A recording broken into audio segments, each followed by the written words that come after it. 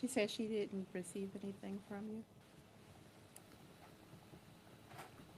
Send her the link.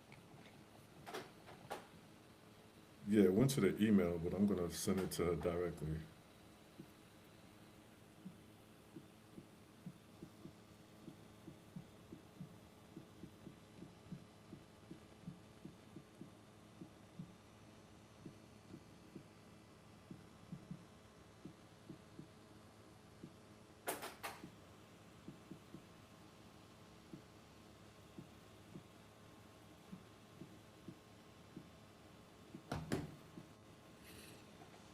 All right, ladies and gentlemen, it's your favorite travel host, Akeem with Live Be Do. We are live. Pardon the delay. I'm using a new platform that I am not. I'm not accustomed to using YouTube, so bear with me while I get the technical things in order. If you're watching, please let us know where you are, where you're watching from.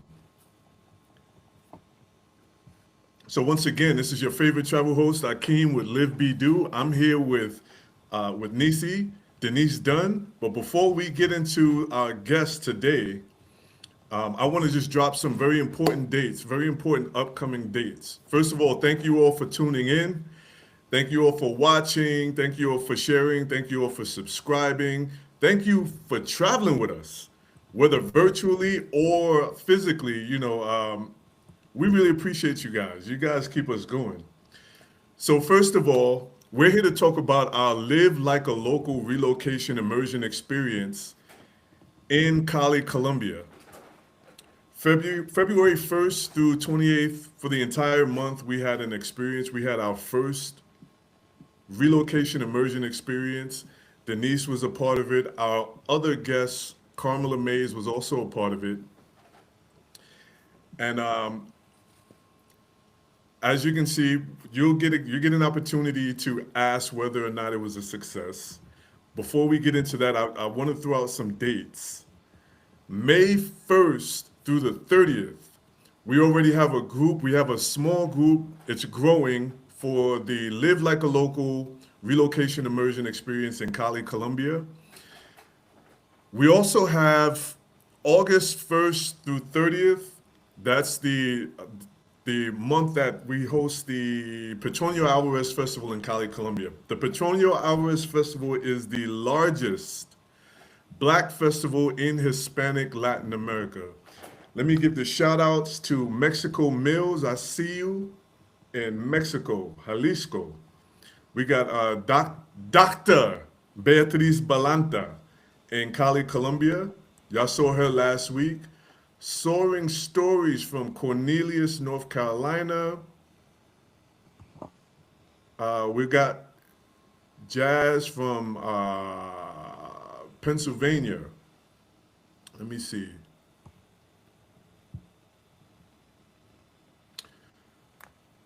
So yeah, back to our dates. We've got May 1st through the 30th. We still have space for that group. Let's see. In May, May is the month that Colombia celebrates Black History. So that's going to be an interesting month, especially since the majority of our group, hey Carm, the majority of our group is Black or Afro American from the United States. So we'll get to experience Black culture in the Colombian context. Black culture, Black history, Black music, Black food. Um, what else? Also in Medellin, Colombia, the last weekend in May, they're having Negro Fest. So for those of you who just mira, okay, my bad. For those of you who are coming in May, Negro Fest is going to be happening in Medellin. Of course, there'll be plenty of events happening in and around Cali, and we'll keep you updated as far as the dates and the events goes in Cali. For August, the Petronio Alvarez Festival, we have two ways that you can participate. You can participate either through the Live Like a Local Relocation Immersion Experience, or if you go to the website, there's also an option to book the festival with the group. So livebedo.com. Also, if you want to contact me directly, info@livebedo.net. All right, so without further delay, I'm going to introduce you again to Denise Dunn. She was with us in February. Denise, welcome to the channel. Thank you so much for taking time out your schedule to join us today on a Sunday. Also, thank you for being one of the first to join our experience in Cali, Colombia.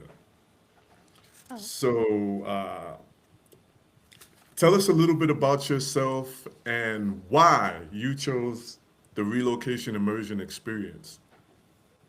well, hey, thank you. Thank you for having me on the platform. Again, my name's Neisy. I am from Houston, Texas. Y'all, sorry for my voice. I do have a little bit of a cold. I'm in very cold Maryland. Well, actually, very warm today, Maryland. Um, So I chose the Live Like a Local relocation experience. Akeem was um, suggested to me by one of my good friends, and I had been looking at Colombia as a place to relocate because I'm wanting to relocate outside of the U.S. And so Colombia was on the top of my list, but I had only been to like the touristy places. So, I'd been to Bogota, I'd been to Cartagena, not to Medellin, but I had never been to Cali, and so the opportunity to be there for a month and really kind of immerse myself in the culture and see if this was going to be a fit for me, that was pretty much what drew me to it.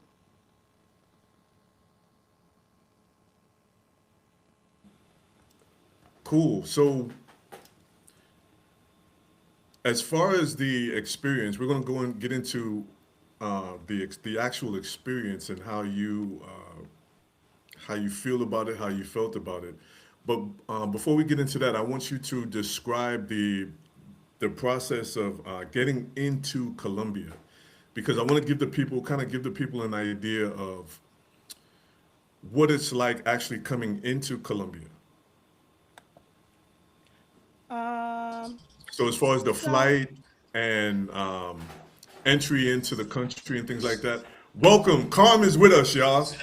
We got Carmela Mays, also known as Carm. She just joined. Sorry to cut you off. No, that's perfectly fine.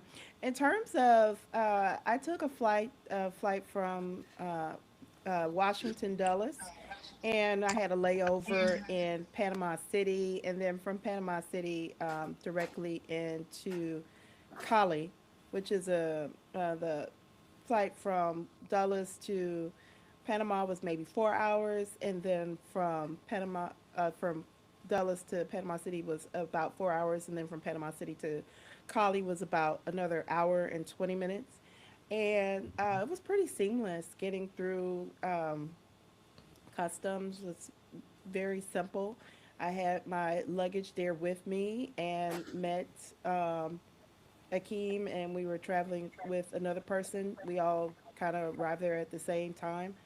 I think actually Carm was there before us, so she had gotten in earlier, but it's just like flying into any other country. You go through customs, but it was pretty seamless. I actually stopped at duty free and got some stuff before I left the airport. Cool, cool. All right. I'm gonna give Carm an opportunity to introduce herself. Hey, Carm, welcome back. It's good to see you again. Thanks for tuning in. Can you Thank you. Please introduce? forgive my tardiness. No, it's all good. Introduce yourself. Let the people know who you are and talk to us about why you chose the relocation immersion experience in Cali, Colombia. Hey, everybody. I'm Carm, Carmela Mays, but everybody calls me Carm. I had been looking for a while as far as transitioning out of the country. And then this opportunity presented itself. I've traveled with Live Be Do before. This was my third time actually traveling with them. Right. So when Akeem posted the trip, well, actually, I was on the trip in Salvador Bahia, Brazil for November. November's my birthday. And we were talking about this, and I was like, I'm absolutely for it. Just let me know the details or whatever. And then, you talk about that when you're on vacation, right? You always want to book a vacation from a vacation, or is that just me? Yeah, if you're a Yeah, it's nonstop traveler. for me. Yeah, so I'm on a trip, I'm booking another trip. And so Akeem and I were talking in November, and I was like, absolutely, I'm going to be on the trip. I want to absolutely do this. When I got home, that's when you're like, do I really want to? Because it was such a short amount of time Right. between November and And February, February, right? So I right. didn't have a lot of time to talk myself out of it. And once I pay a deposit, then I'm in. So I paid that deposit and just not knowing, I didn't have expectations, you all. Unlike Nisi, I had never visited Colombia before. I've just heard things. And everyone can imagine the things that I've heard. If Yeah. you've never been to Colombia, all you have are the stories, right? The things that people say, this, be prepared for this, be prepared for that. Well, So I really didn't. tell us one of the things you heard about Colombia. One of the things that worried you. Well, it's just the fact that, you're targeted because you're from America, right? Well, you're Okay. from the States, rather. Um, so you don't want a target on your back if you're thinking about relocating, you don't want to absorb yourself into a community where you're going to be targeted for whatever Right. reason. One of the things I think that we are trying to escape here in the States is the fact that we're always a target, right? Even when we're not, we're a target. Right. And that's heavy. It's heavy to have that feeling all the time. I definitely don't want to go anywhere or move anywhere where that's the case all over again. So I had heard that in Colombia, you have to be really careful because they target tourists. I've heard some horrible stories about it. And so I was a little hesitant when it came to that. And I Okay. mean, just like hesitant if you were to go to any country you've never been to Right. before, No, that's right? understandable. You've heard some things, you're cautious, but until you experience it for yourself, you really don't know. So I didn't have a lot of expectations as far as, oh, I know this is going to be the promised land for me. But I was willing, even though I was afraid or whatever, like fear just never stops me. So I'm just ready to go. Let's see. Right. Right. I have to see for myself. And you And probably had it some confidence in your host too. I would imagine. well, that's another thing too I want to bring up. We're not there yet. Okay, I'll hold it. Oh no! Before we get into that, before because we're going to talk candidly, we're going to talk honestly about this experience. There is one person who asked a question. There's one question from Mexico Mills. How did you feel when you landed? So I'll give both of you an opportunity to answer that question. Carm, let's go with you, Carm. How did you So feel when you landed? that's a really good question, right? People never ask how you feel because that's a good indication about whether you feel safe or not. And that when I landed, I felt completely safe. But that does tie into something that Akeem said. Like I did have he's hosted me before, and I'm not as nervous as I would have been doing it on my own because I trust my host, right? If he's like, oh, you're gonna really, really, really enjoy this experience, then I trusted him in that sense because he does have a really good sense of those that travel with him. So you're not only getting a host where they're able to tell you where to go for this, that, and the other. You're getting a host that kind of immerse themselves into his guests as well. So when he says to me, you're going to like this experience, I completely trust it because I know he knows, he has a sense of who I am as a traveler. Yeah, we we met in Cuba back in 2024, was it? December 2024. And from there, I Yes. learned a lot about you. So I kind of you know. All good, everybody. So don't. It's all good Yeah, no, stuff. no, no, nothing bad. It's just each traveler is different. So, getting as a host, I try to learn the needs of my guests so that I can serve them better in the future. So just nothing wrong or anything like that. Nisi, talk to us about when you landed. How did you feel when you landed for Mexico Mills? Mexico Mills asked this Okay. question. I actually felt pretty excited. I had been, like I said, I'd been into Colombia to two other cities before, and so I felt really excited when I left to head to Cali. It was 14 degrees here in DC. So I was super excited about warm weather and really excited about the opportunity. The only trepidation I really felt was like, am I going to like these people that I'm supposed to be around for the next month? Because you never Right. know when you're traveling with the group, and I had never traveled with the king before. So I had a little, concern about how I would feel about that, but I was like, you know what? If they don't like me or I don't like that, we gonna smile. We gonna keep it moving. So, but yeah, I just felt excited and I felt very comfortable. Like I said, because I'd been to Colombia before, I didn't have any. The only fear. So I did want to touch on that a little bit, where you were talking about things that you'd heard. So when I told people I was interested in moving to Colombia because Colombia was my first choice of a country to relocate to, people kept asking me about drug cartels. And so, listen, Colombia has done a lot of work to clean up that image. You're not going to. Are they still there? Of course they are. I mean, I don't have any proof that they're not, but that was not my experience. I didn't feel like I was being targeted or anything like that. I wanted to be in a country with brown people who season their food where I would not be othered. That's hilarious. That is hilarious. Nisi So, is so funny, y'all. yeah, She yeah, is yeah, yeah, yeah. so yeah, doesn't know But it. I mean, that's a good point because going to Colombia, well, a lot of people in the United States and abroad, honestly, the more I travel, the more I realize when I talk about Colombia and I talk about Cali, Colombia specifically, people don't realize that there's a large population of black people in Colombia. Colombia I has the didn't know it. second largest population of black people in South America. So I'm glad you raised that up about the seasoning because Cali has the best of the major cities in Colombia. Cali has the best food. Yeah. And if you don't believe me, go to Medellin and go. And I'm talking about Colombian food. I'm not talking about international food because I mean you can go to Bogota and find some fine dining, Italian and all of that kind of stuff. But as far as Colombian food, they season the food in Cali, so for sure.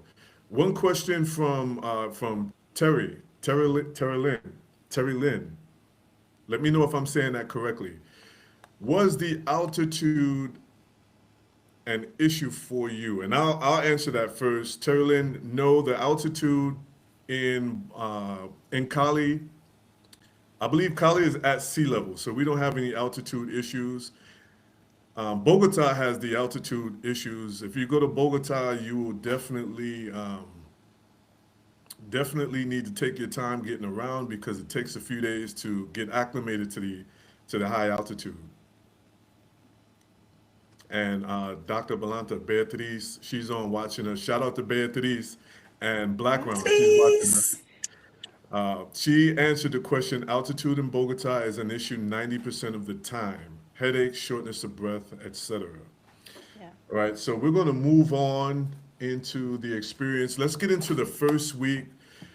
Let's get into the accommodations. You guys opted to have the studio apartment, the in North Cali. So let's talk about the neighborhood. Let's talk about the apartment that you guys stayed in. How was when you guys checked into the apartment? Can you talk about that? So, um, like I said, I didn't have expectations, but I did have an expectation of safety and cleanliness, right? Those are Right. whenever you travel, those are your expectations. Um, and when we got to the building, and I want to say too that me and Nisi arrived at two different times of the day, so that's also important to point out. When I arrived, it was 11:30, I think, at night. Nisi came in that next morning, so that gives two different times, which can give you two different experiences when you're Right. landing too. Right. Whenever you're traveling, if I'm going to a country that I've never been to before and I'm on my own, I try to always land during the day, right, for obvious reasons, because Right. landing at the time that I did can be a little tricky if someone's not meeting you there, right? So Akeem, like Anisi said, Akeem met me there with the driver, so there wasn't a lot of fear of that. But I just want everyone to keep that in mind when you're talking about flying out to any country you've never been to before. Sometimes we can get those cheap tickets because they are landing at obscure times in the middle of the night. It's almost worth it to spend another $100 because trying to find transportation somewhere to hang out until your hotel, oh, it can just be kind of tumultuous. But so it was 11:30 p.m. when I landed. So everything I saw from the first time I saw from a nighttime perspective. Right. So Right. keep that in mind. And we drove up to the building and it was encased. Most of the buildings there are gated, right? So Right. gated here is a little bit different. We mean when you drive your car in, it's a gated community, but there it means you actually have to walk behind a gate to access the building. So that right off the bat made me feel super safe, right? You need a key to get in. Not only that, you also need a key to get out. Yeah. So if you're there and you're not supposed to be, you're trapped, and we'll get you. We'll get you. But so right off the bat, the building was safe, secure, and I like the fact that the buildings don't cram so many apartments in one building. Like on our floor, it was only two apartments per floor. So Right. that also cuts down on the amount of people that gets off on your floor. Our key fob is specific to your floor. So if you're staying on the third floor, you can't access floor 4 and floor 5. So I love the way they had that part set up. That was just an Yeah. added sense of security. Now here's the thing, y'all. If somebody wants to get to you, I don't care where you are in the States, things can happen. But there were no incidents while we were there, and that made me feel really good. I know that was a long-winded answer. Sorry. No, no, no. Cool, cool. Nisi, talk to us. Yeah, You know.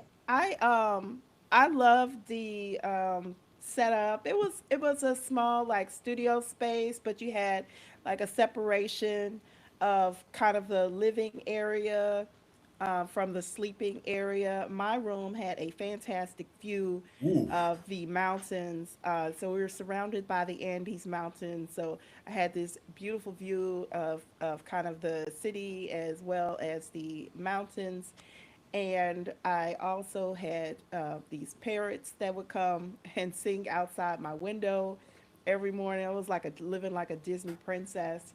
And so again, I love that there were only two people per floor. It was pretty quiet on my floor.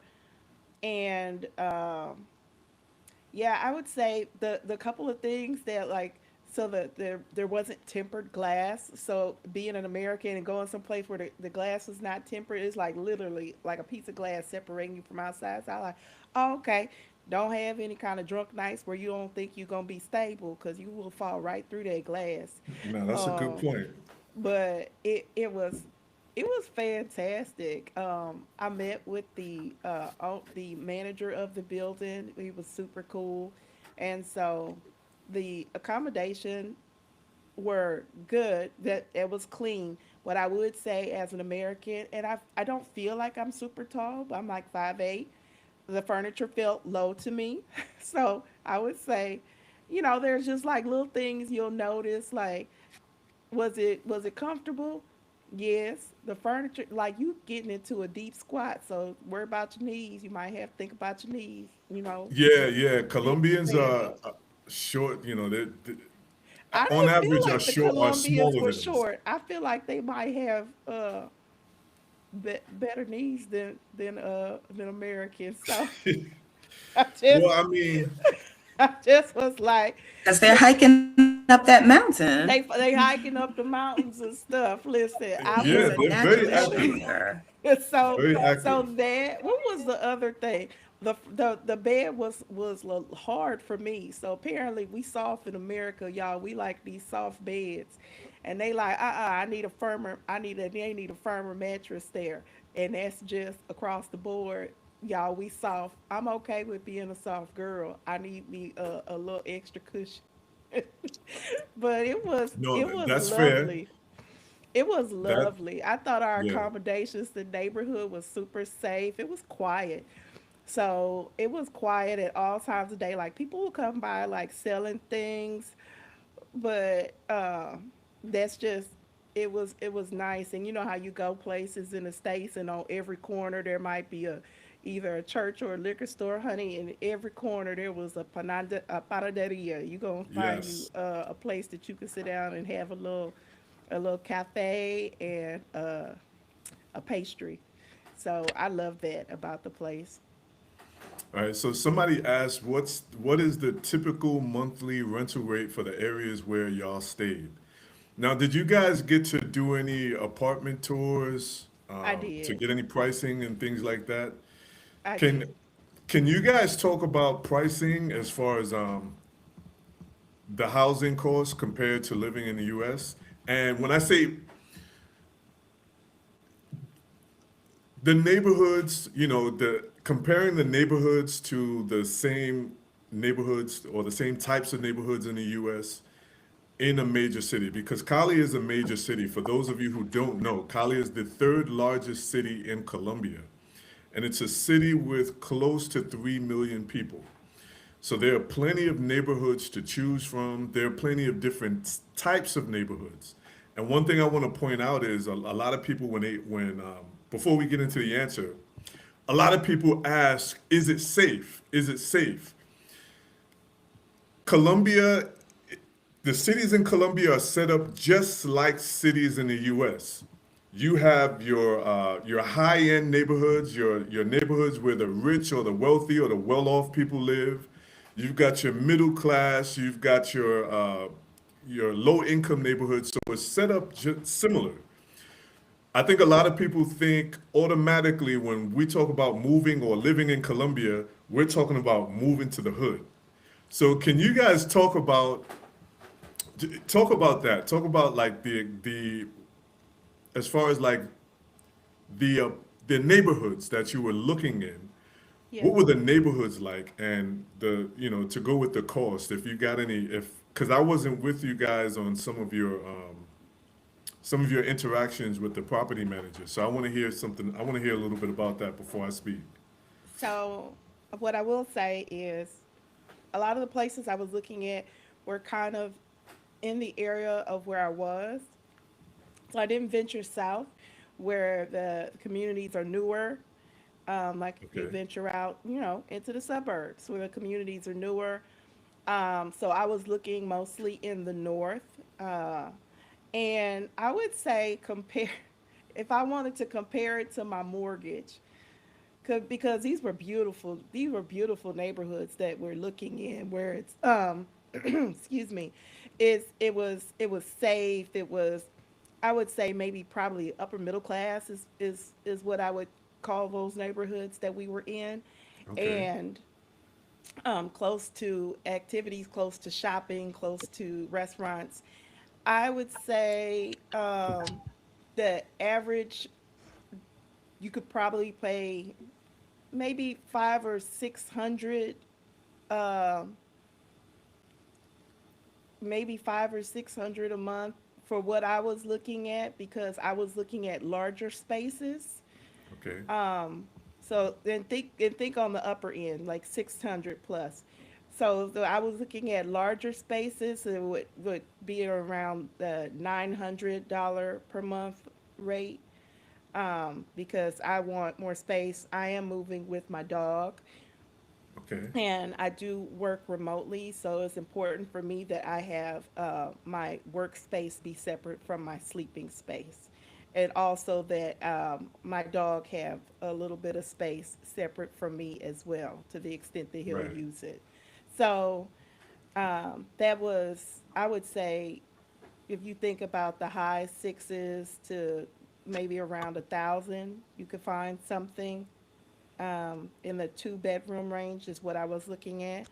And I was looking in several places. So just to imagine, as you want to add more things, then you might increase costs. Right. You want So to add AC, you want to have a washer and dryer. Some things are may or may not be there. Every place I looked at had AC. Every place I looked at had hot water.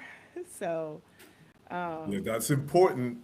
that is important. I That is think- not, you're not necessarily guaranteed that, or you just pick at a place, you may or may not have hot water just because it's already warm there. So people just use whatever the temperature of the water is.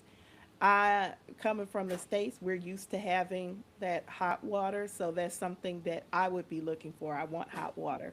I probably, I didn't think that the weather was such that you had to have AC, but I like to stay cool. And I also have a dog that could heat up.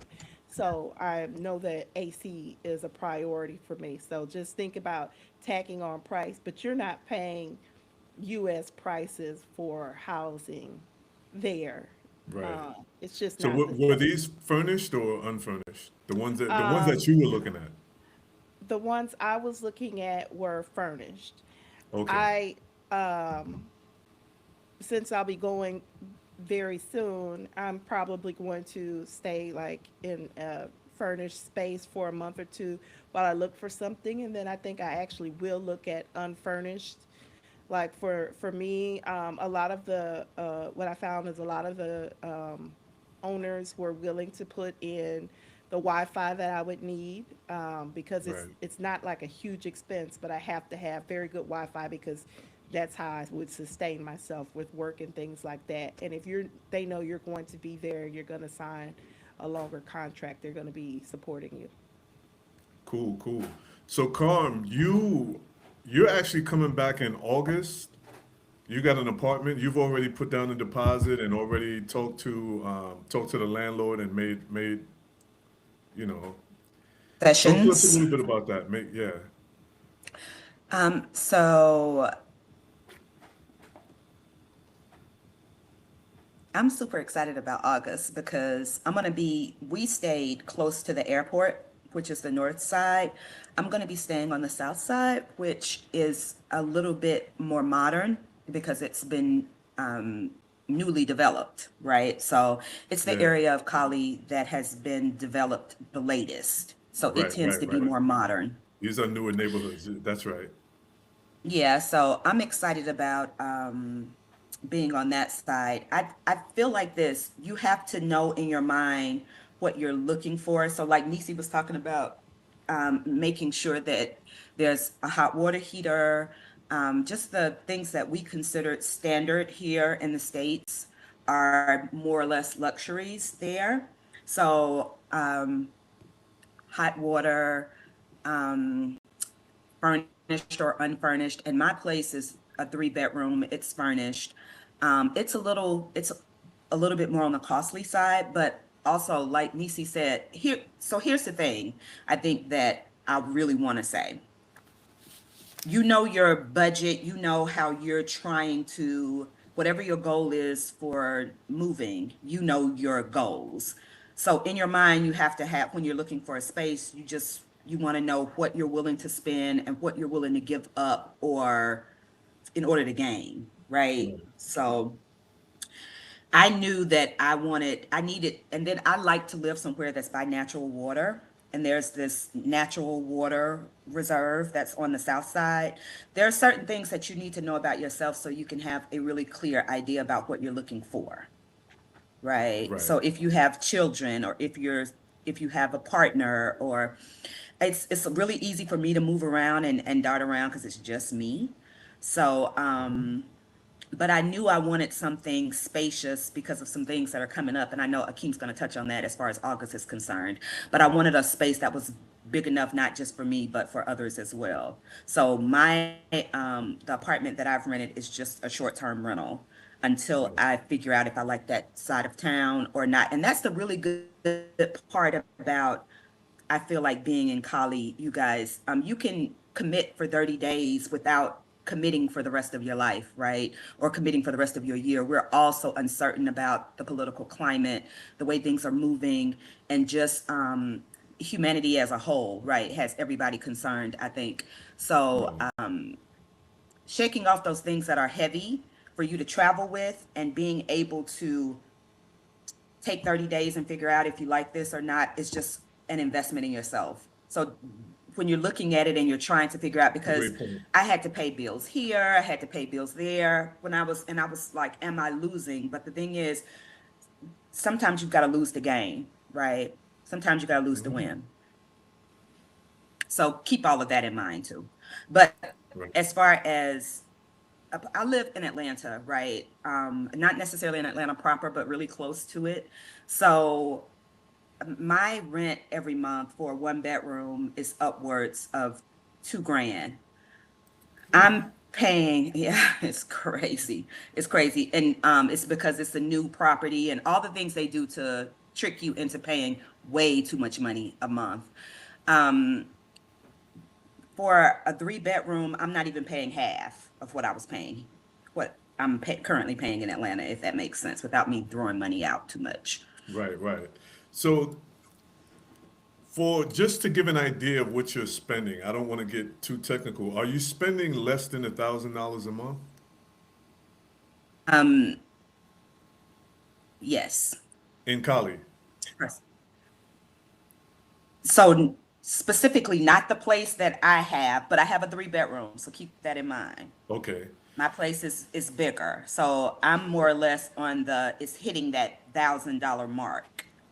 okay. And from what I understand, the place that you're moving to or you'll be staying at is brand new. I know It the is owner. brand new. It's when I tell you brand new, I saw the pictures of it before it was finished. And the Ah, what he's done with it is amazing. You've got all you have an advantage first of all because I think it's a gated community. it is So where gated. we stayed in a gated building, you have the entire community is gated with you've got security, you've got swimming pool. I'm not sure if you guys have a gymnasium or a fitness center there, Fitness room. fitness Yes. room. Like you've got like Hmm. all of the amenities. This is brand new. So, I can't wait. I'm looking forward to your experience there so we can get some content and talk about his property because he's been hammering me. Hey Akeem, please talk about my apartment. Talk about my apartment, please. So I'm glad And that it's you were able to. beautiful. Yeah, I'm glad that you were able to lock it in and talk with him. I am too. Yeah, so we have a question from Terry. How does the local community feel about immigrants or foreigners? Black folks in particular. Is there any tension? Did you guys experience any tension? No. Did you guys not feel welcome? Let's talk about that. Nisi, let's talk about No, that. I honestly, the interaction with the locals and the community that I felt there was the reason that I was like, oh, I'm coming back. This is home. It was 100% feeling embraced by people who look like you. I, I honestly, I honestly, wanting to leave here and what we experience. When I say leave here, I'm talking about where I am in the United States. Wanting to leave here and the constant struggle that we experience here, this constantly we're being othered, constantly we're having to prove we're better than, we're okay, we're all these things, we're watching all these terrible things happen to us, and then you got to show up at work and they're like, oh, how's your weekend? It's so great. And not be honest about what we're actually feeling. It's tough here. it's tough here, and I've had enough, and so I am choosing to find an experience, and the way that people were so warm and loving in terms of embracing us. Don't go in as an ugly American, but if you're willing to go in and immerse yourself in this culture, you're gonna have I mean, people were just so kind, opening their homes to us and cooking us meals, sharing their experience. Like when we first got there, there was like an opening night where people who were immigrants and expats, right, were there, as well as local people, and just welcoming us to the environment. The same as when we left. There were people who came to say goodbye to us after we weren't even there 30 days, but just spending time and coming to say good luck. We look forward to having you back.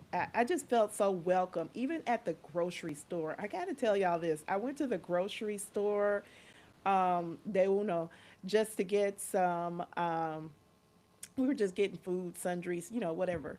And telling the people, like, okay, I'm still trying to work with counting my money out and how things work. And I remember telling one of the ladies there that, I'm new to Cali. I'm choosing this as my home, so I'm looking for a place to live.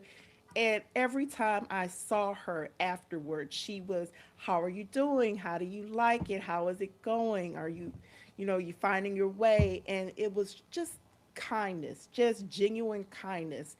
But being around people who look like you 100%, that community is what made me say, this is it. This is where I can be. So yeah, I didn't feel othered. I didn't feel like people are like, we don't want you here, or we don't like you. That was not my experience. It was 100% a loving. I felt embraced. I felt that these could be people that I could 100% integrate into this environment and be comfortable.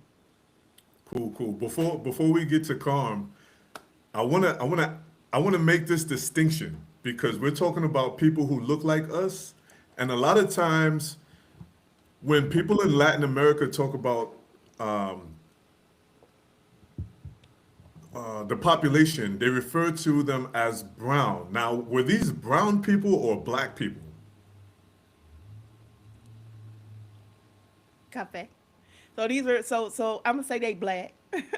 They black like me.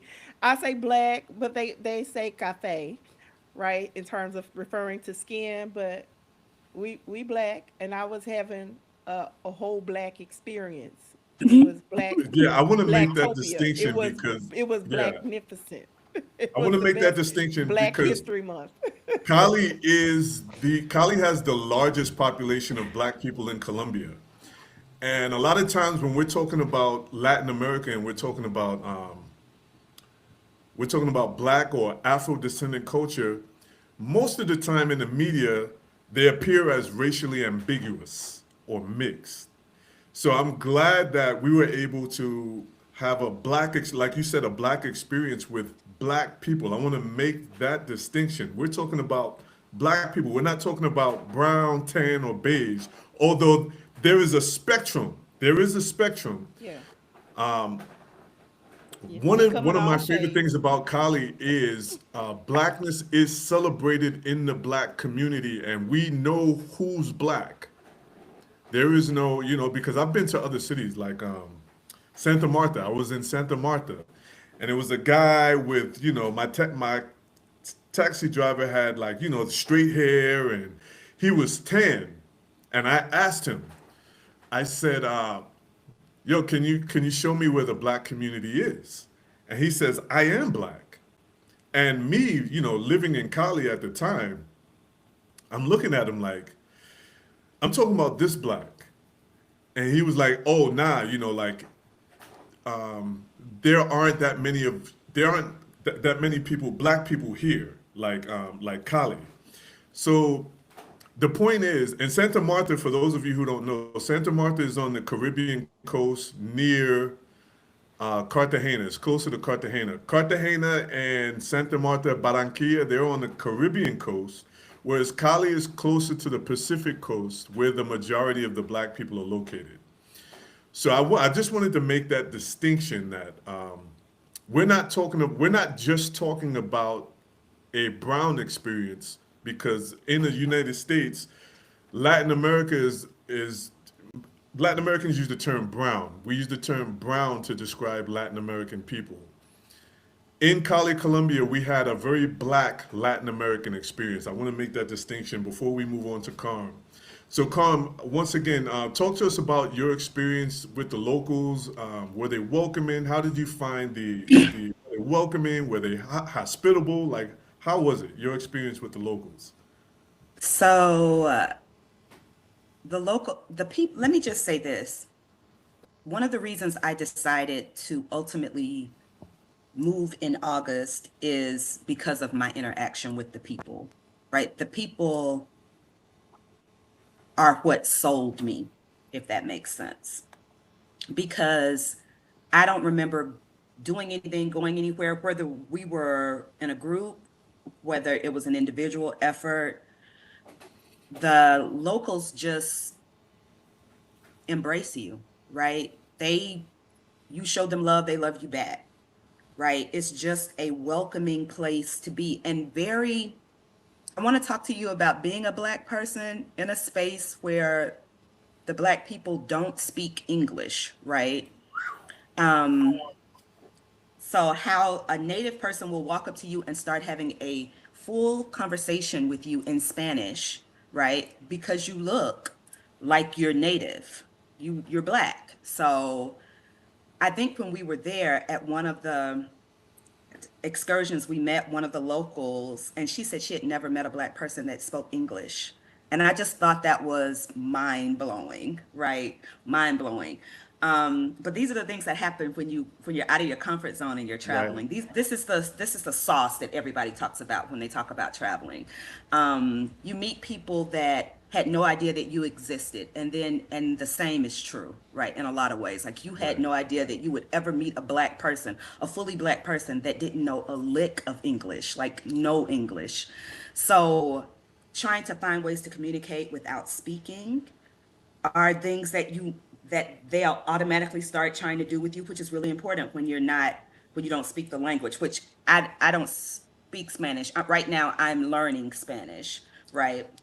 So I know some key phrases, and before we went on the trip, Akeem arranged for us to meet with a tutor, and we had private lessons before we went. That's a part of it. I don't know if he's doing that this time. Sorry, Akeem, if you're not, I put you out there.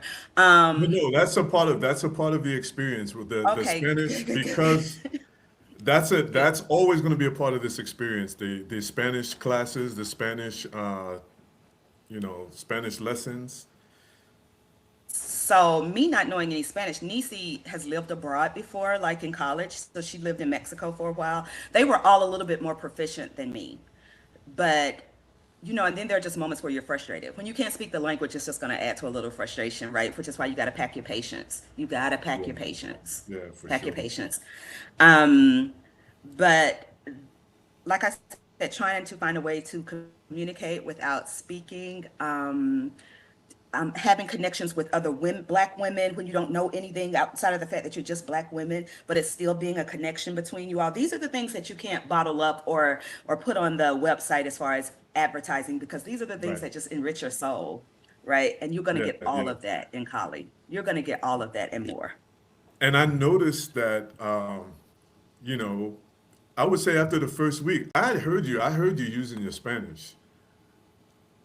I heard you with my own ears. It's so funny because I speak it more here because I don't mind being wrong. It's just me here. Or like I'm doing it, I have YouTube videos going all the time. So I'm on there, speaking back or whatever. I have all these things downloaded on my phone. Yeah, when I get to be proficient, Yeah. y'all, it's gonna be ugly for y'all. What y'all gonna do with me? But you Yeah, start, so that was a fear of mine. I'm sorry, Akeem.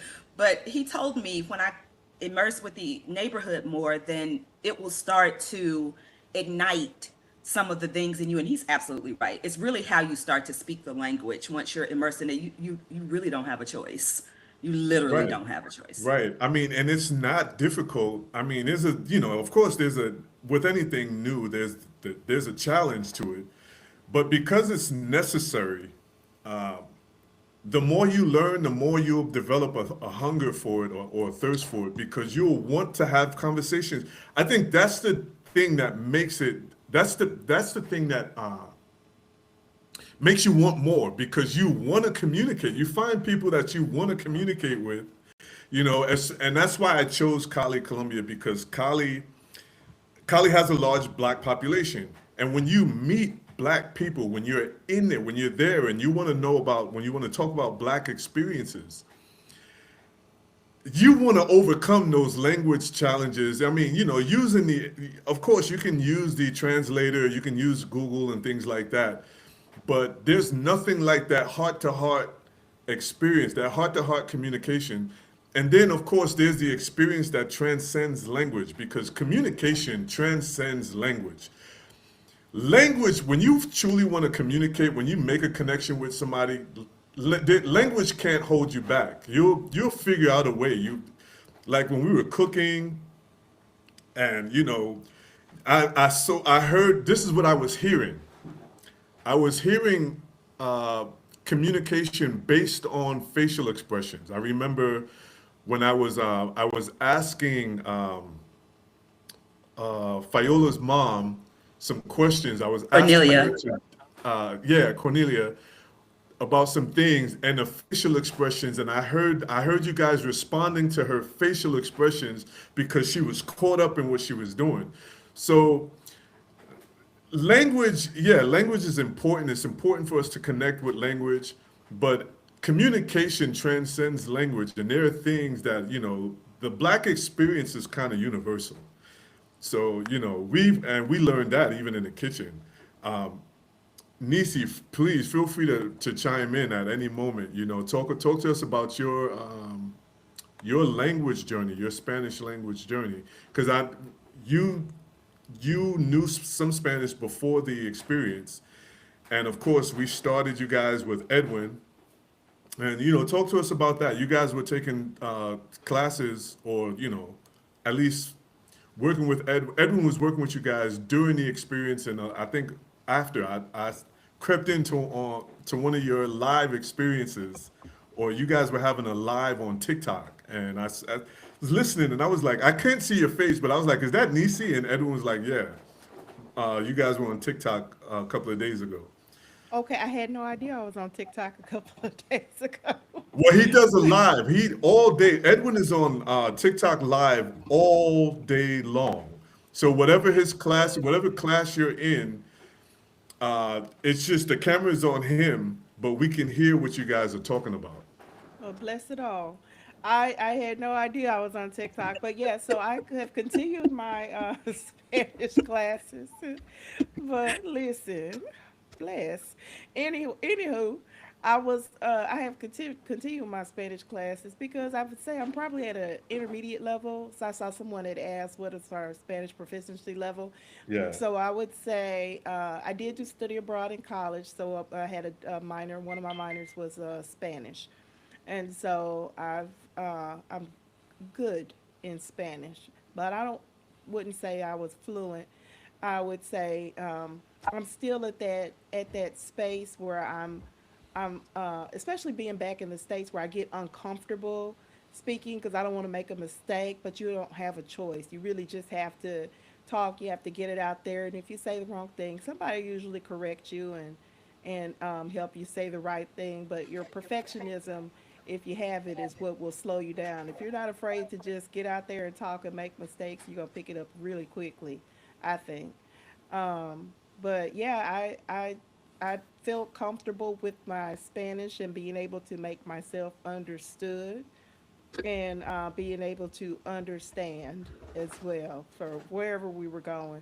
But it was always because we were in Ubers most of the time. Because honey, the driving there is scary. I don't care what nobody says. People get in their Oh car yeah. and drive. You know how they had that little bar, that old guy bar that you hold on, honey. That was me. I was holding on to that bar every time we went somewhere. The drivers be looking at me like tranquila, tranquila. Honey, I feel like you about to kill me. I'm just holding on for dear life because they drive with they very assertive with they driving there. So I was in the car and they would be driving wherever you hold on, but you understand Tranquila. You can make yourself understood. Yeah. Oh God, I Tranquilo, think yes. I'm about to die. Oh God, I think they know what you're saying. So you be able to get yourself understood. It'll be fine. Right, right. And so let's talk about the daily life. Like you guys, what was daily life like? You're talking about riding Ubers, going grocery shopping, interacting with locals on the street, sometimes even going out to like, I don't know if you guys went out to clubs or went out to events in and around the city, but talk to us a little bit about daily life. Did you guys get into any routines while you were out there? For Did you make daily life, friends?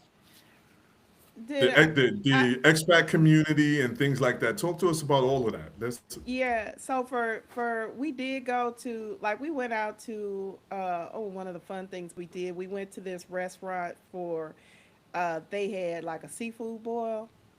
Hey, so if you from the south, y'all know a low country boil where it's like the shrimp, the sausage, and potatoes and corn and stuff like that. That's a low country boil, right? The South Carolina low country boil.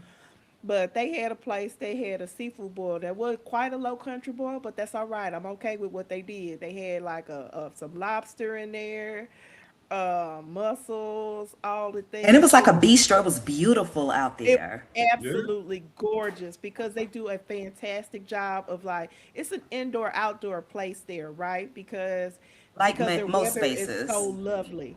Their weather is so lovely. So it's indoor out, is covered in all of these beautiful lush plants and stuff we have to keep in the house here. They just growing outside there. And honey, when I tell you that food was good, the food was good. The experience was top tier. So we would just kind of go to certain places. I'm not really a club person, y'all, because I'm old. Now, y'all can't maybe tell I'm old because, black. But I'm Black old. don't I'm crack. not, listen, black do not crack. But I'm old, so I'm not gonna be up at the club with you. I might can shake a little leg at a lounge for a little bit, but I'm gonna find myself a place to sit down. So I was not at the club, but getting up, going to the grocery store, that kind of thing. We would do that. We would love to have a little wine and chill and enjoy the day and just kind of going out and doing different things. I didn't really think of it because I was technically on vacation, so I didn't have to like be working all day. But Right. uh, it was just easy to you felt like you were in anywhere. I got to get a ride to go here. So a lot of it for me was getting the Uber to go back and forth because I'm never going to drive there. Never, ever, ever, ever, ever I going to don't blame drive you. there. I do not blame you. I Agreed. don't. I listen. I don't recommend driving in Cali. I had to drive there one time, and it was nuts. Mm-mm. No, It was not, and I'm a New York it's not driver. like it's not like that. I felt It's New not really like Yorkish, that. but I still felt like it was a huge liability. So I'm just like, I'll never do it again. Well, I had to do it one night while we were there, but it Yes. was nighttime. It was nighttime, so Yeah, so it was probably and the not as many people circumstances on the were a little, road. yeah, But you don't want to be in that. Don't feel like you're gonna get there and get you a car and you're gonna be out there. That is not your ministry, honey. Go and take a nah, Uber and everything will be fine. yeah. Yeah. But some of the people from the U.S. I'm trying to avoid using the term expats. But some of the foreigners or some of the immigrants, some of the people from the U.S. who live out there do drive cars. Mhm. Um, Chris and Mark, they both Yeah. drive cars out there. So, and it's just some people like to get around. I don't know what the. For me personally, no, I will never. Mm-mm. I wouldn't even get a skateboard out there. Mm. But yes, some people, you can own a car, you can drive a car out there for the people who are curious about that. You can. Now, I want to give a shout out to Beatriz Balanta for opening Blackground to us, Yes. letting us use her space and for being accommodating to us the entire time we were there.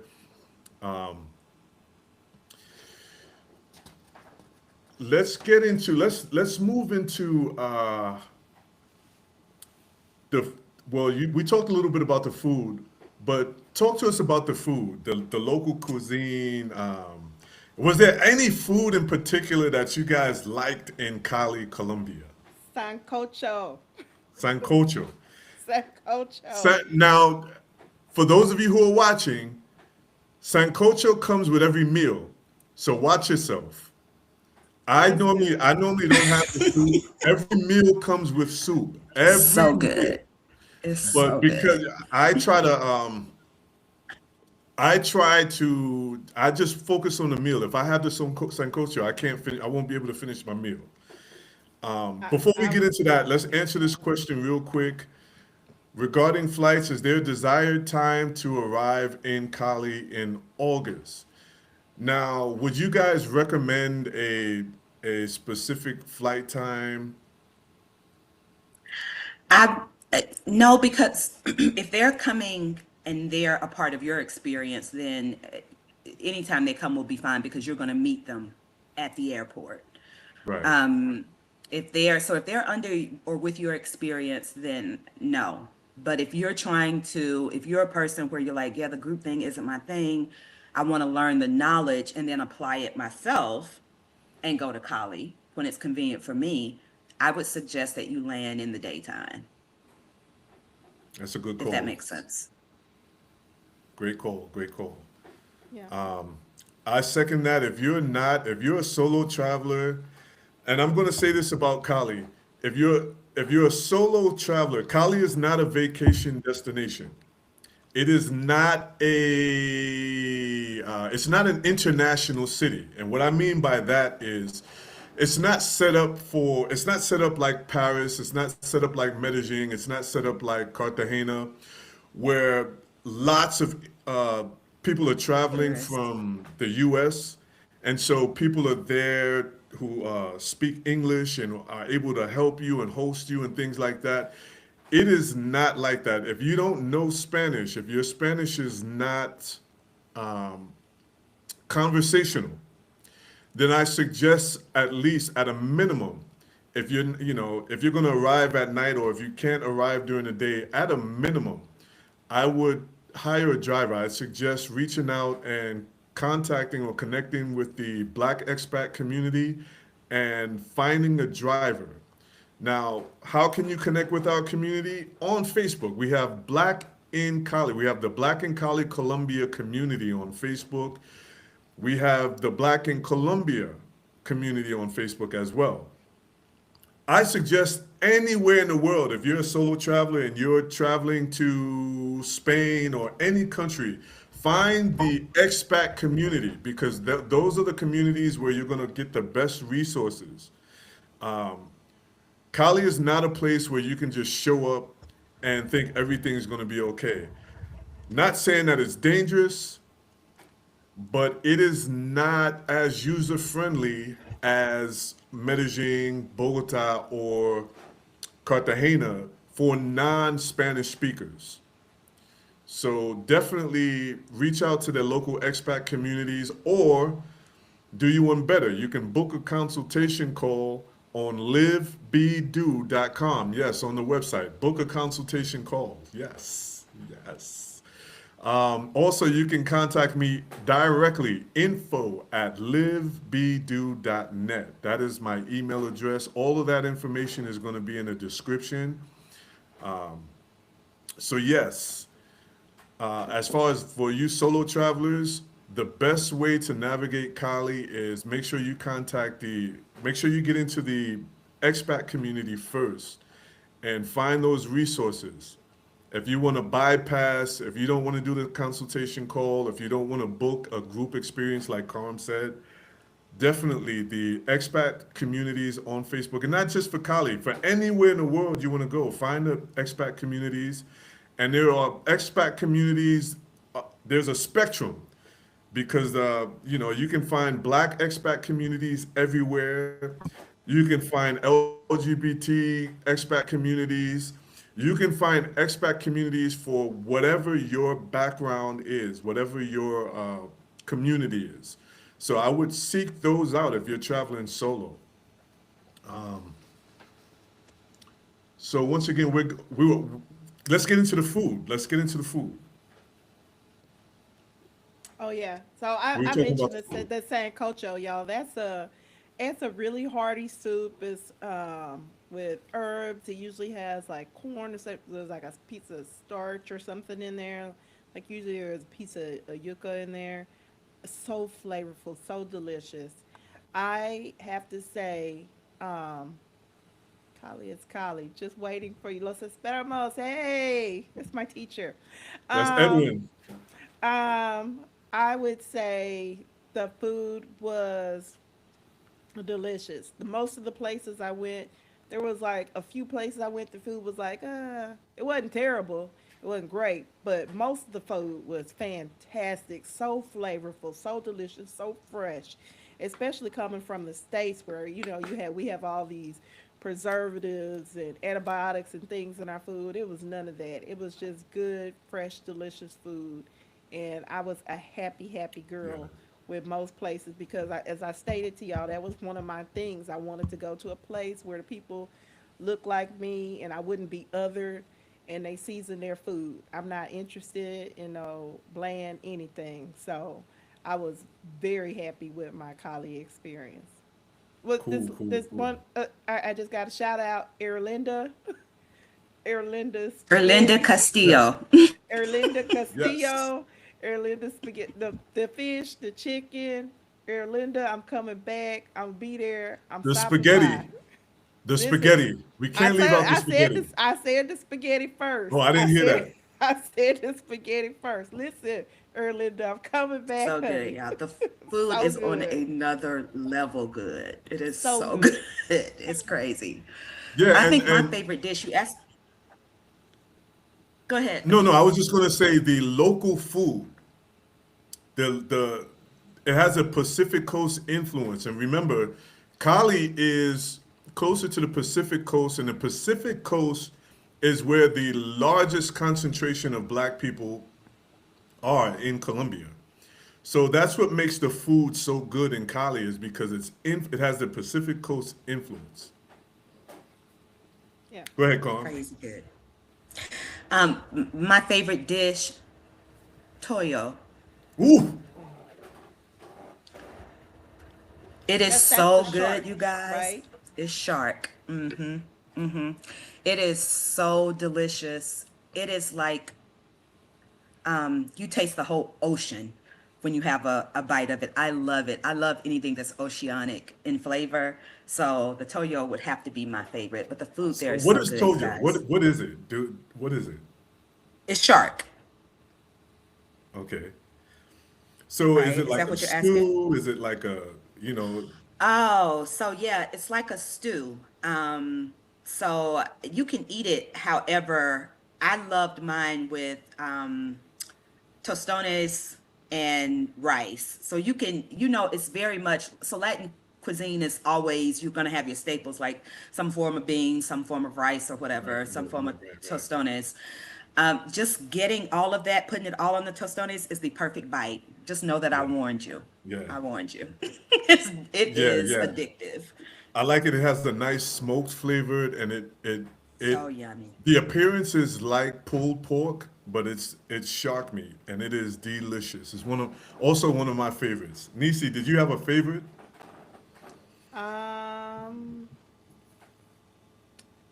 I would have to say so. So the first thing I shouted out was the sancocho. Did I have a favorite?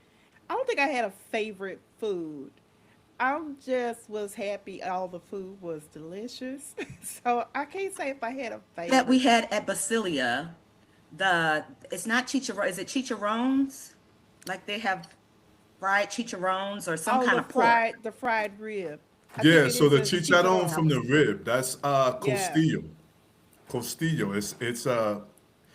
So it's chicharron from the rib meat. yeah. So good. That is Yeah, Yeah, I yeah, yeah. honestly, delicious. I love the. If I would say if I had a favorite thing, I really could just sit there and eat those patacons. I could eat those all day. So that's just the mashed plantain. It's a fried Right. plantain. So that's So the I I could just want to sit there and eat those.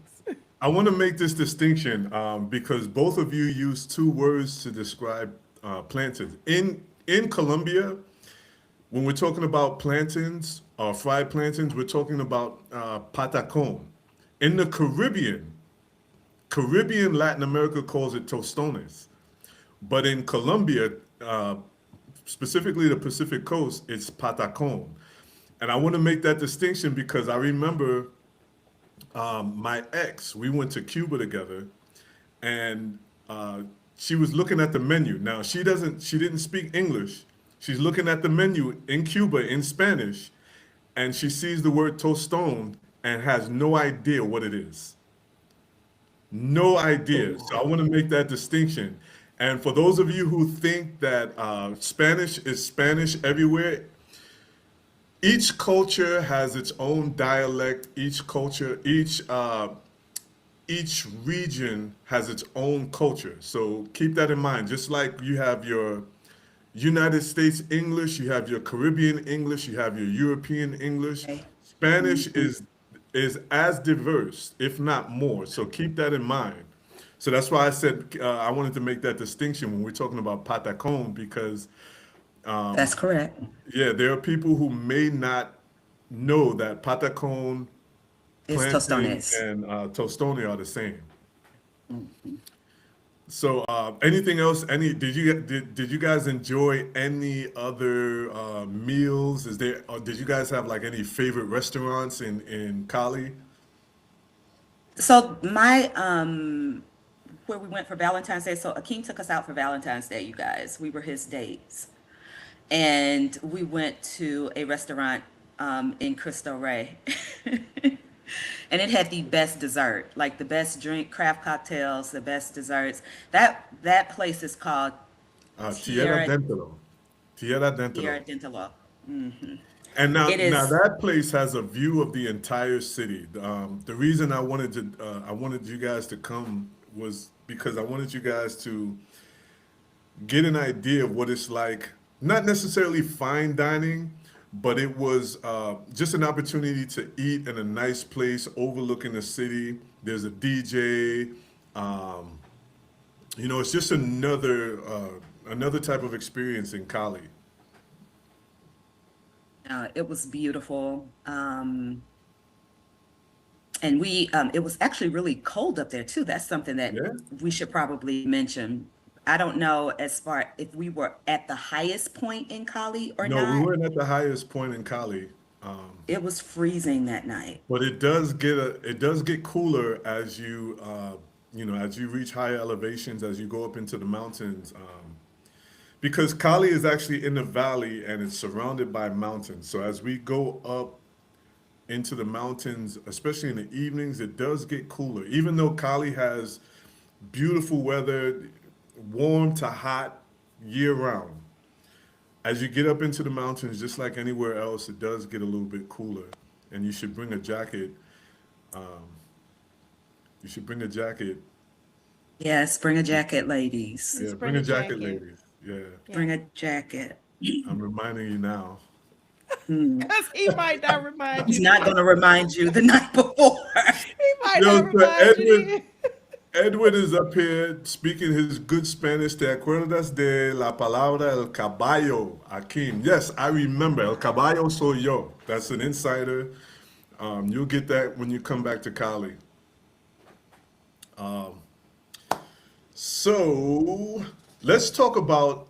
We're going to move along. I want to talk about the experience. I want you guys to talk candidly about the experience, about the itinerary, the first week when you guys were meeting with the health insurance provider, the lawyer talking about immigration, just the itinerary, the things that were included in the experience. I want you guys to talk candidly about that. And one thing I will say, I learned a lot. This was my first time hosting this experience, and one of the things that I learned, or one of the things that I figured out, was that one of the things I will do is I will make sure that our accommodations are reserved a day early so that when you guys arrive in the city, you guys can go straight in, and you guys, so you guys don't have to wait until check-in hours. That was one of the challenges that we figured out. Also, making sure that you guys have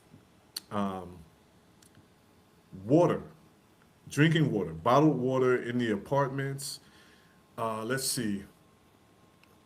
And also just taking for you guys for late flights. If you guys are planning on coming to our experience and you're gonna have a late flight, or you think your flight may arrive after dinner, I'll be taking dinner orders so that you guys can eat when you arrive. We used Rappi last time, but I hated the fact that Carm had to wait almost 24 hours to eat. I'm so sorry. Pack your patience, everyone, and your snacks. Yes, Listen, yes, yes, yes. But and so I want you guys to talk candidly, the good, the bad, and also give your recommendations. Another thing I will talk about is there are some zero tolerance things that I will be adding, because I realized that even though this is a relocation immersion experience, some people are just looking for an escape, and others are more serious about relocating. So I'm not going to go into any specifics, but disrupting people's keeping the space safe is one of the reasons why I want to throw in a zero tolerance policy for people who are not we get people from all over, all types of different backgrounds, and one of the things that I learned was everybody just does not mix. We don't all come from the same background, so I want to make sure that I put that out there. If you are not a social person, if you are not, if people have told you that you are rude, if you've been told this in the past, and you may not gel well with others, this may not be, the group portion at least may not be right for you. And we're hoping that people can make those determinations on their own. However, I will help you. I have no problems keeping the space safe and sucker free. So zero tolerance. Some things we're just going to have zero tolerance and end the experience for some people. I don't have a problem with that. I want this to be a safe space. Keeping in mind that my audience or my demographic are mostly black women. And I don't want you to have to deal with the ignorance of other people. Some people may come in, some specifically non-black people may come in and may not understand black culture, and may not have the may not be able to gauge certain things, or may not be able to understand the temperature, gauge the temperature for certain things. So I realized that, and this is something I had never even dealt with before, never even considered before, but I definitely want everybody to know that I will end your experience. I have not had any issues ending experiences on any of the group trips that I've hosted.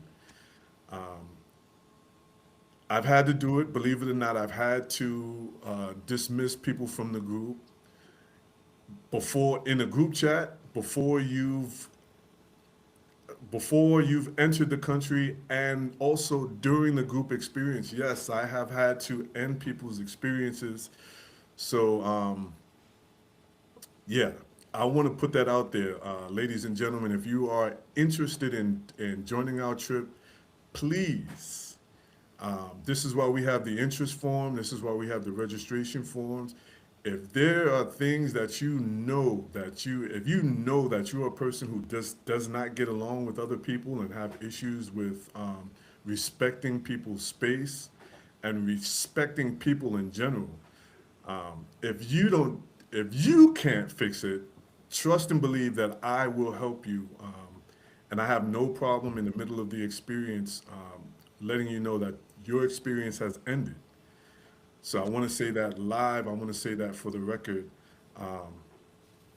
But yes, ladies, please let's talk candidly. Don't pull any punches because the people want to know. The people need to know, and they may hear of an experience where you say, okay, this needs to be corrected, and they may say, well, you know what? If that needs to be corrected, I'm going to try this experience anyway, and hopefully this is corrected by the time I arrive. So I want you guys to just go ahead and let it rip.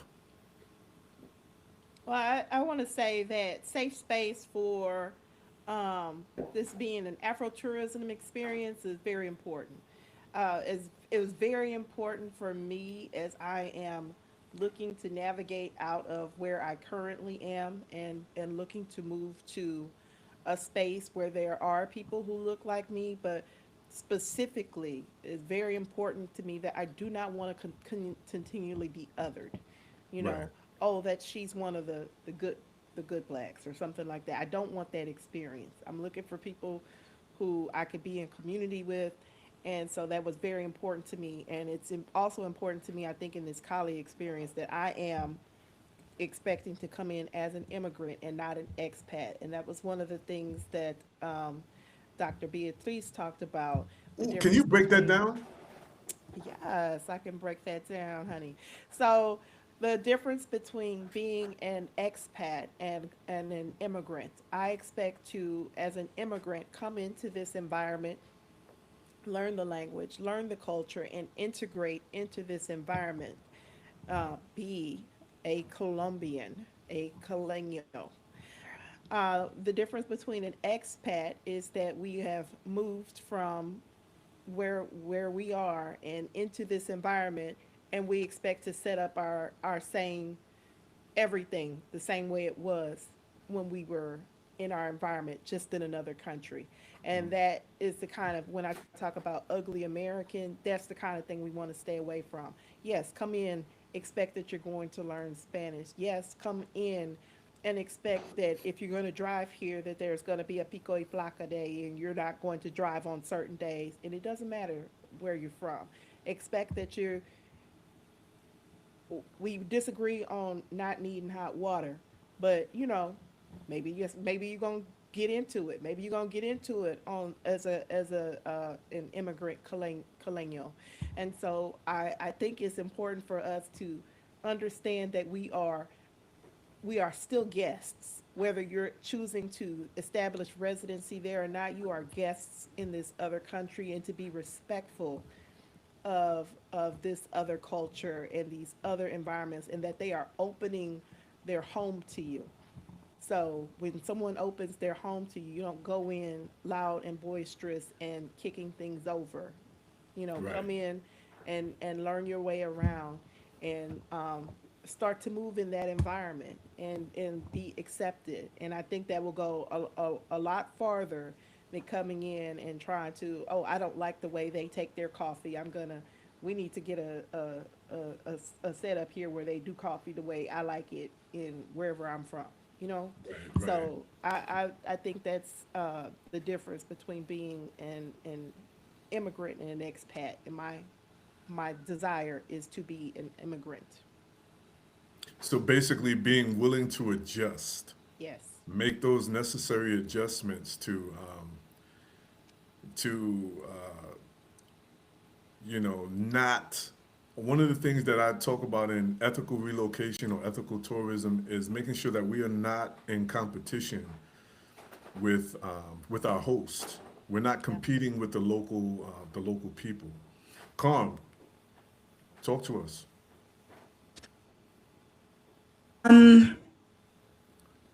I think I want to echo a lot of what Nisi said as far as you're on an experience, you're looking for respite, right? More so, which is my favorite word, from everything that you may be experiencing in the States. And let's be clear, we can tiptoe around it, but if you're looking for respite, to move, if you're looking to relocate to upend your life, that is not an easy decision, right? Nobody comes by No. that lightly, right? Nobody gets to the point where they're like, oh, I'm tired of them not getting my sandwich right. I'm leaving the country, right? It doesn't come up like that. It's generally Right. something that is driving you, something that you're after, whether it's just peace or, like I said, respite. There's so many things that you can experience, community in other ways. And when Nisi was talking about, in the grocery store when she met the clerk, and the clerk continuously asked her every time she came how she's doing, how she's integrating or whatever. If you're a Gen Xer or a boomer at this, I don't know what your audience is more so of, Akeem, but Yeah, more Gen you X and remember a Boomer. time when you remember a time when life was actually like that, right? You would Yeah. actually go into a store, have a conversation with a clerk, and it was a pleasant exchange, right? And nothing, nobody's expecting to have this lifelong friendship from it. It's just being kind, Right. right? And it's one of those arts I feel like we've lost in the States, especially, and it's really layered for Black people, because the Black American experience is so layered in so many different hats that we have to wear, and it can get exhausting. And I think, um, you're here because you want to experience a different kind of life, because a different kind of life is available to you. And those are the things, the expectations that I had when I went, not expectations of the city, but expectations of me and what I felt like I could call home, or would be comfortable for me, or this would be an easy transition, or at least a simple transition, right? It can be simple but not easy. Right. So just immersing myself in the neighborhood, and not just that, us leaning on each other too. I think, the biggest things that come from travel are friendships and things like that. So I relied really heavily on Nisi. I didn't really know her. So it took those first 7 days for us to just kind of figure out who we were in the world, outside of friendship, and then find out who you could be to each other. And so we leaned pretty heavily on each other throughout the whole experience.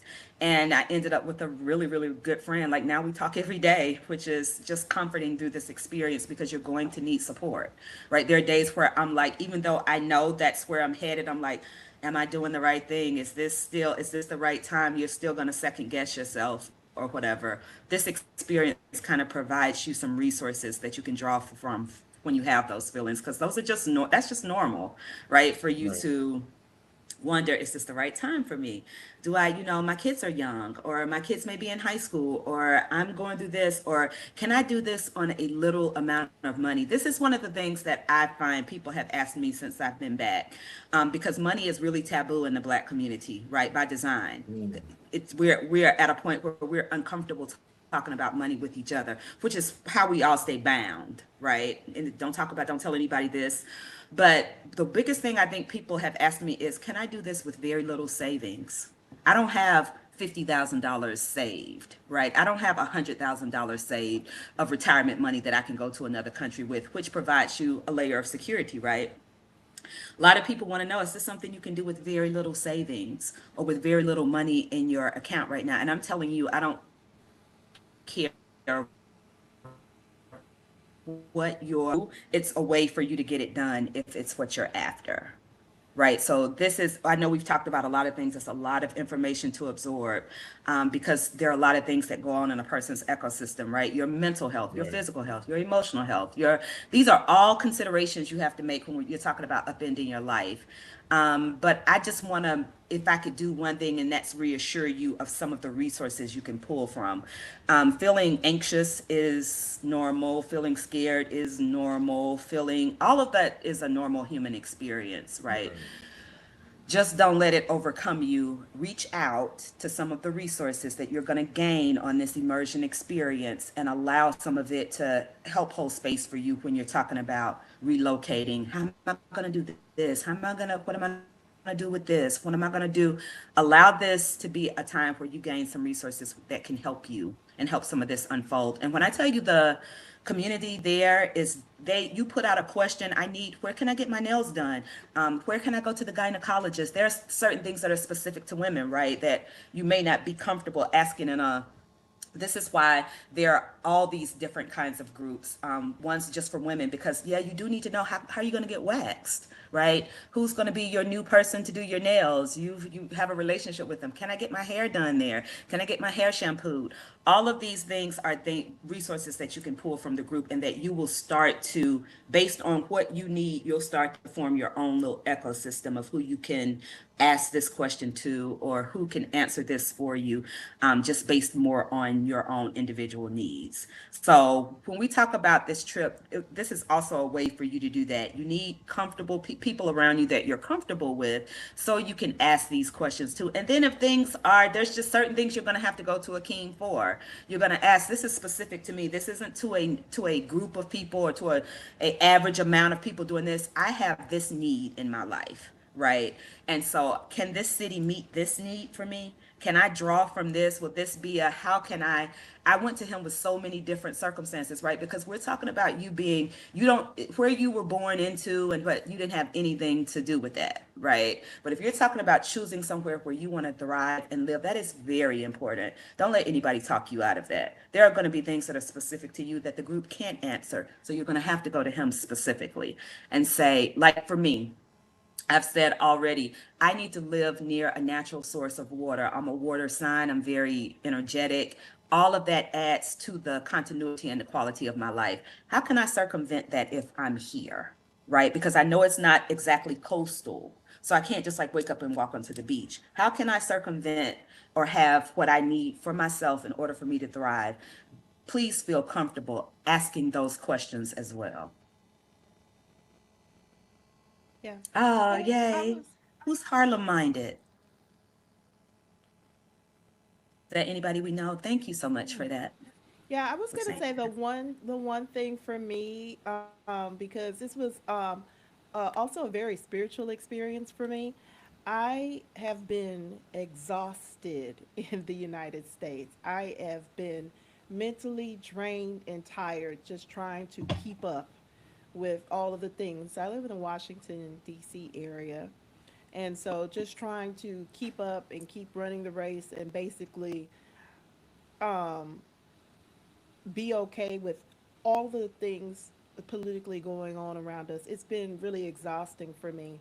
And so both my parents have passed on, and I haven't had a dream where my mother was present for me in since she passed when I was 16. And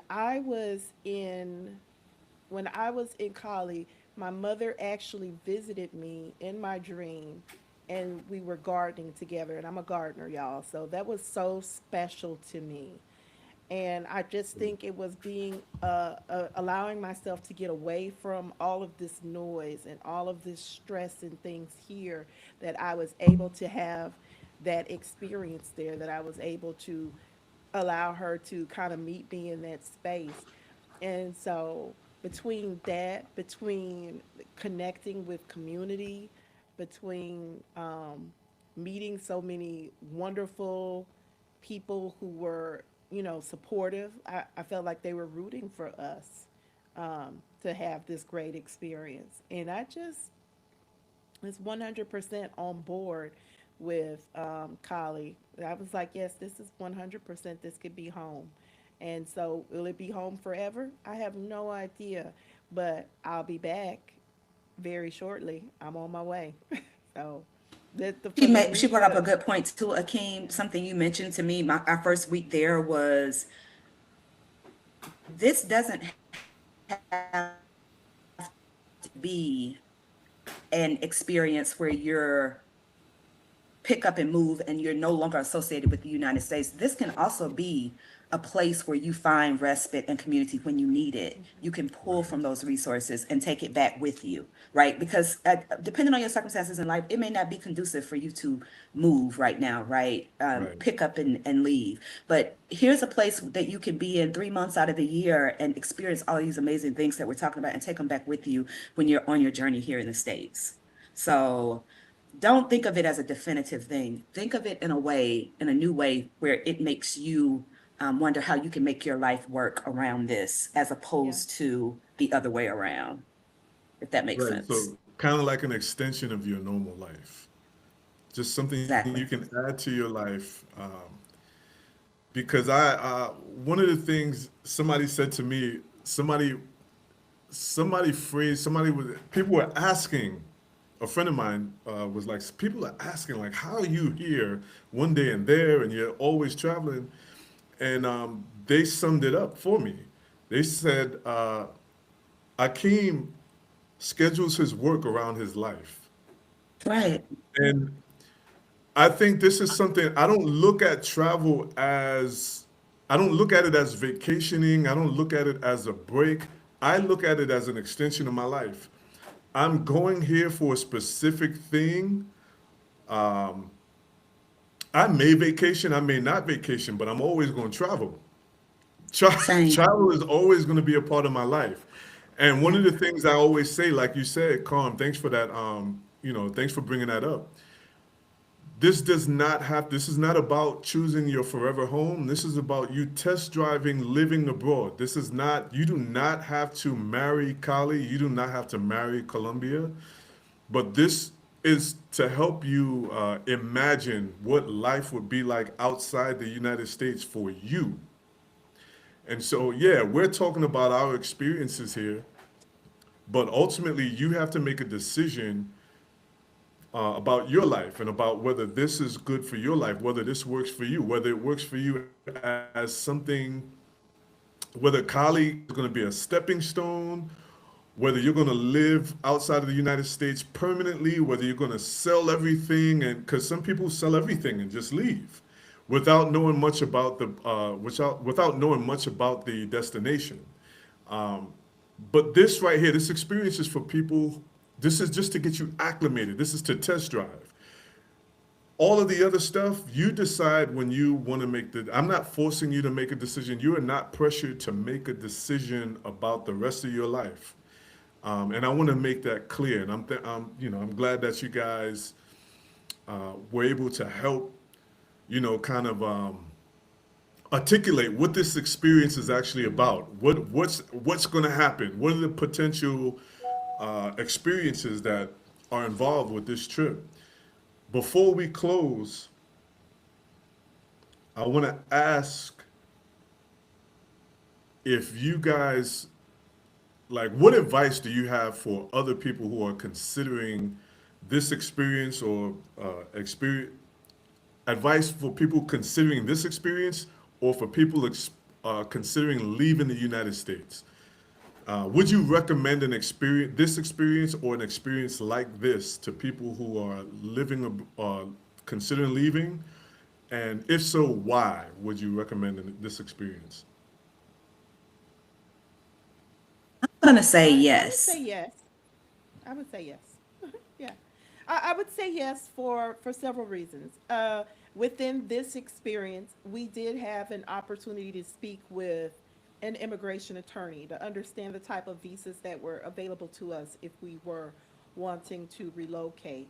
Had a chance to look at different properties, had a chance to understand what the healthcare system was like. Just FYI, if anyone's curious, the World Health Organization rates Colombia higher than the United States.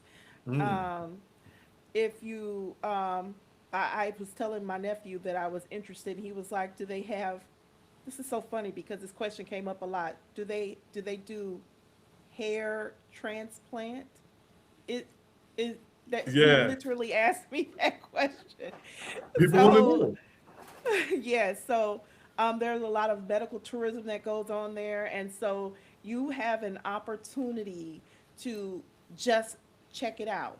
Is this something I could do? Could I really leave? Could I really leave all of these, what we have is in terms of creature comforts, and or do I want to start over in this new place? At the very least, could I be successful in navigating life outside of the United States? And I said, would say, yes, 100%.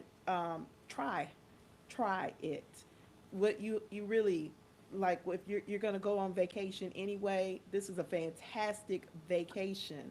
But beyond that, a wonderful experience and an opportunity for me to really learn about different things that are available to me if I'm wanting to pick up my life and go somewhere else. And so even if Cali is not your choice of home, I think it's important for you to understand what you actually need if you're going to be away. What do you need to be able to navigate your life, to be able to still move forward and feel comfortable where that place is? Do you just have to have your favorite blanket, your favorite whatever? You have to find, at the very least, I have to find a place that has a good KFC, right? So whatever your thing is, you need to Yeah. be able to figure out what that is. And so I would say I 100% support um, the Live Be Do experience. It was wonderful for me. It helped me figure out where I wanted to be for my next steps. And again, it's not a marriage, so you can Right. get out of it a lot more easily than a marriage or a mortgage if you decide this is not for you. Right. Right. Thanks a lot for that. Carm? Agree for those reasons. If you are wondering, what am I going to be like not living here? I've never not lived in the States, or I've never tried to make a life elsewhere. This is your opportunity to answer all those questions, right? Your mind is already open because you're contemplating. So now all you got to do is take the first step. I would say you should do it because I feel like you owe it to your spirit to see if it's going to thrive elsewhere, right? You owe it, your spirit, your soul's dependent on you to make the right moves, and it can be heavy, right? But you can't know how to do that until you take that first step. Right. So Right. this is a great way for you to do it without jumping full in. Just A test go drive. for it.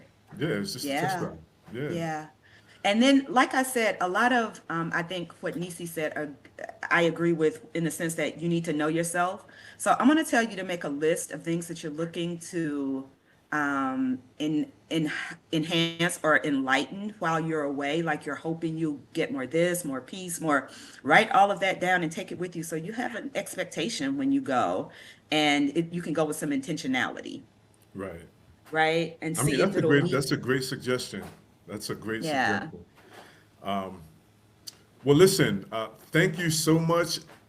I think we may need to do a part two to this because there's a lot we didn't get to, and I want you guys to be more relaxed, and I want you guys to, I know Nisi and Carm. I want Nisi and Carm on the next one. I don't want Denise and Carmela. So, ladies and gentlemen, you got Denise and Carmela today, and thank you, ladies. Thank you, ladies, for and I'm just saying that because you guys shoot from the hip. I know you guys. So the next one, I want we're gonna get into some things. You know, as you get a little more comfortable, I want you to shoot from the hip. I want you to talk about. It's just a lot we didn't cover, but you know, what we'll do. I'll tell you what we'll do. We'll get the questions. We'll receive more questions and more people who are curious and get an opportunity to see this after we reshare it.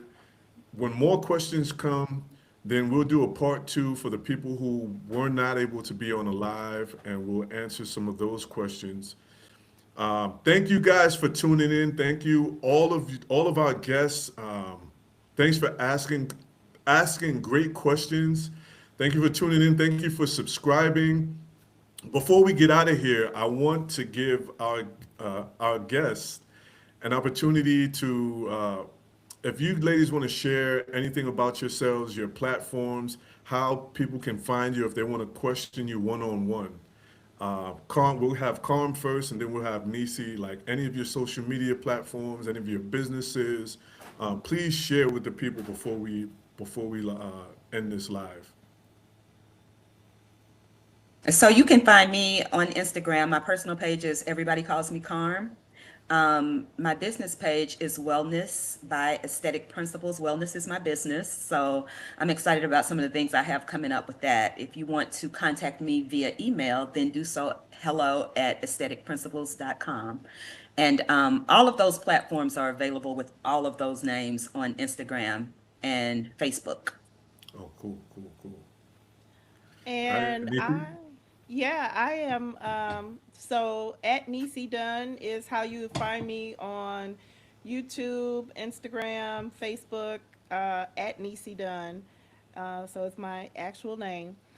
And I don't have a separate business, y'all. I'm just regular old Nisi, but I do live stream on YouTube. We play games and such. And if I ever uh, finish editing anything, then I also share videos. A lot of my videos are about gardening. And so all of the newer videos, probably for the last 6 months, are more about just me and my experience and just chatting. So you're always welcome to visit me there. Thank you so much for sharing.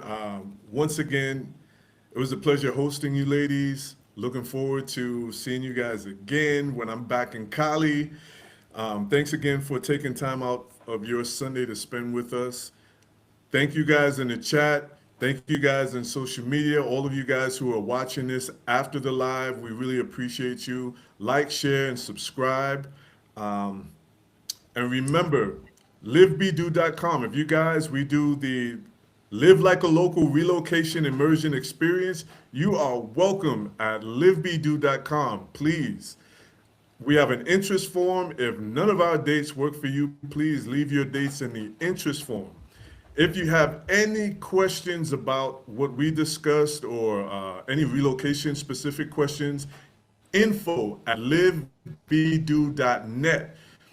That's my direct email address. You can contact me if it's too much, if it's a lot, if you have lots of questions, if you want to talk specifically about anything that we haven't covered and you extensively, more than email, more than the website, please go on the website and book a consultation call. I can help you create an itinerary to Morocco, Cuba, any of the countries we travel to. But once again, thank you for tuning in. We're going to end this live now and enjoy the rest of your weekend. Ciao, ladies and gentlemen.